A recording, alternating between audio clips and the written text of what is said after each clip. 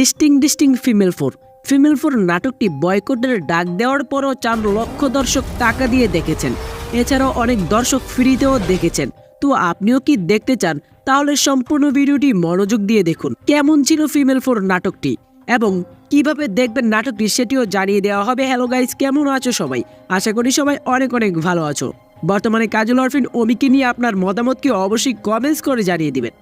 এবং যারা নাটকটি দেখতে চান, ডিসক্রিপশন বক্স থেকে টেলিগ্রাম চ্যানেলে জয়েন করে ফেলুন। সেইখান থেকে আপনিও চাইলে নাটকটি দেখে আসতে পারেন। প্রথমেই আপনাদেরকে বলি, এই নাটকটি ইউটিউব থেকে ওটিটিতে নেওয়া হয়েছে কেন। এই নাটকটি করার জন্য এবার প্রচুর টাকা খরচ করতে হয়েছে এবং এইটার মধ্যে এবার বড়সড় গ্যাঞ্জাম হয়েছে। শুধু একবার নয়, বহুবার হয়েছে এই বড় গ্যাঞ্জাম। অনেকেই নাটকটি বয়কটের ডাক দিয়েছিল, কিন্তু বয়কটের পরও এই নাটকটি 4 লক্ষ মানুষ টাকা দিয়ে দেখেছেন এবং এই নাটকের প্রিমিয়াম ওয়াচ টাইম 3 কোটি প্লাস, গ্লোবাল রিচ 200 প্লাস। তাহলে বুঝতেই পারছেন দর্শক, এই নাটকটি আসলে কেমন।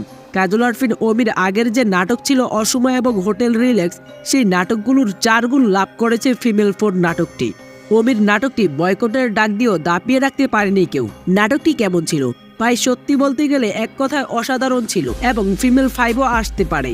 কেননা লাস্টে যখন সবাই গ্যাঞ্জাম করে জেলে যায়, সেখানে একটি মেয়ে আসে, তার দিকে সবাই হা করে তাকিয়ে থাকেন।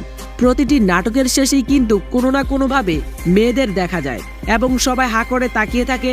এবং ফিমেল 1, 2, 3তেও আমরা এমন দেখেছি, ফিমেল 4এও দেখলাম। তাহলে আর বোঝার বাকি রইল না ফিমেল 5 না এসে থাকবে। তো দর্শক, আপনারা কি দেখেছেন ফিমেল 4 নাটকটি? যদি দেখে থাকেন, কেমন লেগেছে অবশ্যই কমেন্টস করে জানিয়ে দেবেন এবং সাবস্ক্রাইব করে রাখুন পরবর্তী ভিডিও সবার আগে দেখতে চাইলে। ধন্যবাদ সবাইকে।